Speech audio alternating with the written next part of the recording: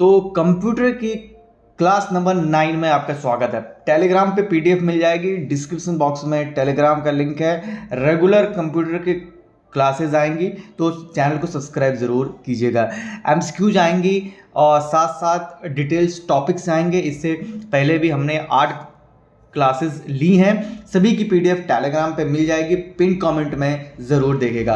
तो जो सबसे पहला क्वेश्चन हमारा आज का है कि the performance of a hard drive और other storage devices meaning how long it take to locate a file is called. यानी कि आप देख सकते हैं कि the performance of a hard drive से स्टोरेज डिवाइस में जो टाइम लेता है उसको क्या कहते हैं। आपका आंसर हो गए मतलब जो ऑप्शन होंगे आपके रिस्पॉन्स टाइम कहते हैं, उसको एक्सेस टाइम कहते हैं, क्विक टाइम कहते हैं, नन ऑफ दिस।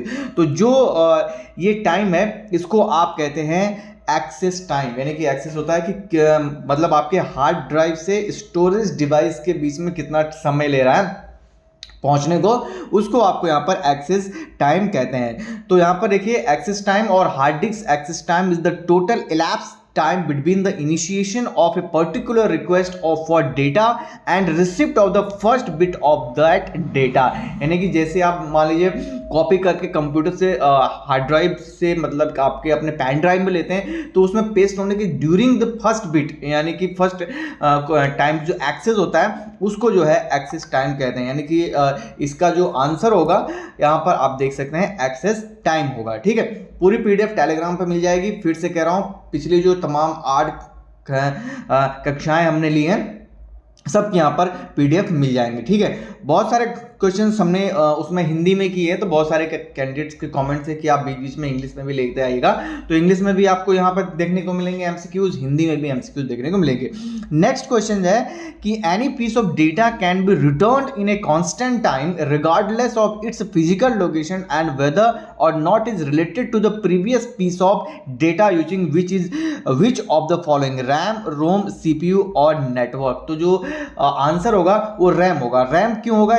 जैसे कि आपको बताया कि रैंडम एक्सेस मेमोरी रैम होती है, रोम होती है रीड ओनली मेमोरी। इसको लेकर हमने एक डिटेल क्लास बना के रखी है, तो उसको आप चेक जरूर कीजिएगा। तो क्यों होता है कि RAM is a form of computer memory which is used to store the working data. यानी कि जो रैम होती है वो जो आप काम करते हो उसको स्टोर करती है। ठीक है, and machine code the RAM make sure the data is return initially when asked for. यानी कि जब एक्सेस होता है यानी कि कोई भी चीज़ आप हिट करते हो कंप्यूटर में उसके जो कि हमको ये चाहिए, जैसे आप क्लिक करते हो वो रैम श्योर करता है कि जो यूजर ने मांगा है वो उसको लोकेशन तक जो है पहुंचे और इंस्टेंट टाइम तक वो चीज वहां पर पहुंची रहे। ठीक है, नेक्स्ट क्वेश्चन है the slogan write once run anywhere is related to which of the following languages. यानी कि इसे जो कहते हैं WORA वो किस लैंग्वेज से रिलेट करता है? तो COBOL, Java, HTML and XML। तो ये जावा से रिलेट करता है। जावा एक जो प्रोग्रामिंग लैंग्वेज है। ठीक है, अगर बहुत सारे अभ्यर्थी जो कंप्यूटर से स्टूडेंट है वो इसको रिलेट कर सकते हैं कि write once run anywhere slogan was given by Sun micro system. यानी कि जो जैसे आपका माइक्रोसॉफ्ट है, विंडोज तमाम जो कंपनी है, कंपनी माइक्रोसॉफ्ट की जो विंडोज ऑपरेटिंग सिस्टम, इस तरह से जावा जो लैंग्वेज है उसको सन माइक्रो सिस्टम ने बनाया है। Illustrate the cross-platform benefits of the Java language. The idea was that Java P could be developed on any device, then compiled into standard bytecode, and then could be run on any device which is equipped with Java Virtual Machine। यानी कि जो compiler होता है जावा का जिसको run करते हैं उसको हम कहते हैं जावा वर्चुअल मशीन। यानी कि जो WORA है यानी कि राइट वंस रन एनीवेयर का मतलब है कि भाई हम अगर सिस्टम ए में कोई जावा का कोड लिख रहे हैं तो वो सिस्टम बी में भी वैसे ही रन होना चाहिए। क्योंकि बहुत सी जब लैंग्वेजेस ऐसी हैं जब आप एक सिस्टम पे लिखते हैं और दूसरे सिस्टम पे ले जाते हैं तो वो पाथ चेंज होने के कारण रन नहीं करती है, उसमें डिबगिंग आ जाती है, उसका पाथ चेंज करना पड़ता है। लेकिन जावा में ऐसा नहीं होता है। जावा में कि इसीलिए राइट वंस रन एनीवेयर का जो स्लोगन दिया गया है कि जावा का कोड आप एक बार लिखिए और किसी भी सिस्टम में उसको आप रन करा सकते हैं। तो ये क्वेश्चन आ सकता है, ठीक है। बहुत सारे क्वेश्चंस आजकल बहुत सारे ट्रिकी वेज में पूछे जा रहे हैं, तो बहुत ही महत्वपूर्ण है। आपके जो कंप्यूटर के 5 नंबर हैं सारे कवर हमारे चैनल से होंगे। बहुत सारे नोट्स धीरे धीरे आते रहेंगे, टॉपिक्स पे आते रहेंगे। इससे पहले की जो 8 क्लासेस है हमने कुछ एमसीक्यूज कवर किए हैं, कुछ टॉपिक्स हमने जो है कवर किए हैं। नेक्स्ट क्वेश्चन की बात करें तो now it is fishing has become a criminal practice of using social engineering over the which of the following. Fishing भी इसको आप बोल सकते हैं। Social networking sites, mobile phones, emails and cyber, यानी कि आज के समय में जो फिशिंग हो रही है वो किस में ज़्यादा हो रही है? आपकी सोशल नेटवर्किंग जो साइट्स है, फिर इंस्टा, फेसबुक, XYZ हो रही है, मोबाइल फोन्स के थ्रू हो रही है, ईमेल्स के थ्रू हो रही है, या फिर साइबर कैफेज की हो? तो जो आंसर है मोस्टली आपकी ये जो फिशिंग होती है वो आपकी मोबाइल फोन्स के थ्रू ही होती है। तो यहाँ पर इसलिए कहा गया है वॉइस फिशिंग या फिर phishing is a form of criminal phone fraud. It is using social engineering over the telephone system. It is to gain access to private, personal and financial जो है information for the purpose of financial reward. इसलिए आजकल आपने देखा होगा digital arrest करके एक नया टर्म आया है। इसीलिए कोई भी अननोन लिंक्स आए, कोई भी अननोन मैसेज आए, कहीं पर XYZ साइट पर आप जो है अपना लॉगिन मत कीजिए। तो इसका जो आंसर होगा मोबाइल फोन होगा। तो चलिए अब चलते हैं अपने आज के क्वेश्चन नंबर 5 की तरफ। ऐसे लगातार जो टॉपिक्स है हम आप तक पहुंचाते रहेंगे।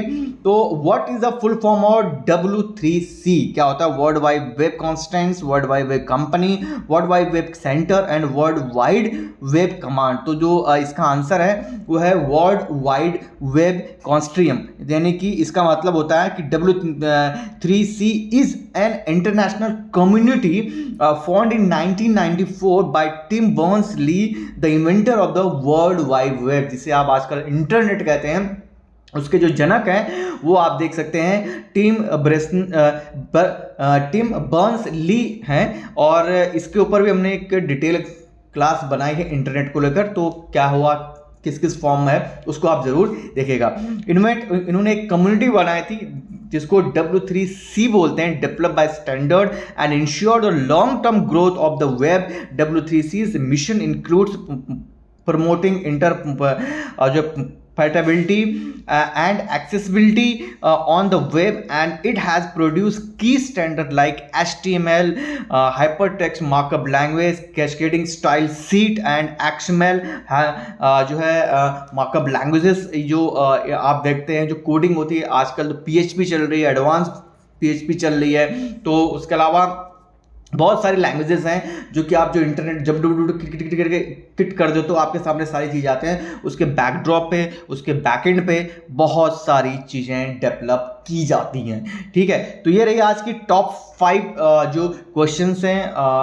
वो बहुत सारे पिछले कैंडिडेट्स के कमेंट आ रहे थे कि आप इंग्लिश में भी बनाइए, तो इंग्लिश में हमने लाने की कोशिश की है। 5 ही हम लाएंगे और डिटेल में आपको समझाएंगे कि क्यों। हमारा मकसद है कि MCQ जो है आपको बस ऐसे नहीं कि बस स्क्रीन पे आ जाए इसका आंसर है, इसका आंसर है, इसका आंसर नहीं। डिटेल में हम MCQs लाएंगे, भले दिन के 5 ही MCQs लाएं, लेकिन आपके लिए लाएंगे डिटेल में, एनालिसिस के साथ लाएंगे, ताकि उस MCQ का आप आंसर समझें तो आपको समझ में आए कि इसका आंसर ऐसा क्यों है, ठीक है। बाकी आप हमें ट्विटर पे फॉलो कर सकते हैं, बाकी आप हमें इंस्टाग्राम पे फॉलो कर सकते हैं। सभी उत्तराखंड के परीक्षाओं के लिए महत्वपूर्ण MCQs है। बाकी अगर आप चैनल पे नए आए हैं तो सब्सक्राइब करना मत भूलिएगा। तो मिलते हैं नेक्स्ट वीडियो में। और हाँ, ये बहुत सारे कैंडिडेट्स कमेंट करेंगे कि PDF कहाँ पे मिलेगी। तो PDF का लिंक टेलीग्राम पे है, टेलीग्राम का लिंक डिस्क्रिप्शन बॉक्स में है। उस टेलीग्राम को ज्वाइन करने के बाद जो है, अब जैसे आप ये वीडियो YouTube पे देख रहे होंगे तो उसमें बहुत सारे एड्स वगैरह भी आ रहे होंगे, ठीक है। तो अगर उस टेलीग्राम ग्रुप को आप ज्वाइन करेंगे तो वहाँ पर ये वीडियो आपको विदाउट एड्स दिखाई देगी। और ऐसी बहुत सारी इंफॉर्मेशन तो है वहाँ पर मिल जाएंगी आपको। आपके कंपटीशन से रिलेटेड MCQs मिल जाएंगे, पेपर्स मिल जाएंगे, GKs मिल जाएंगे, करंट अफेयर्स मिल जाएंगे। तो उस टेलीग्राम को जरूर ज्वाइन करें, डिस्क्रिप्शन बॉक्स में लिंक दिया गया है। और बाकी इससे पहले कि अगर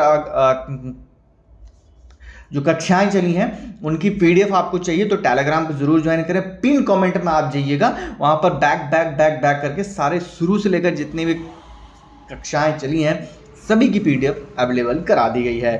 तो मिलते हैं नेक्स्ट वीडियो में। ऐसी इंटरेस्टिंग क्लासेस लगातार आती रहेंगी। जय हिंद, जय भारत, जय उत्तराखंड।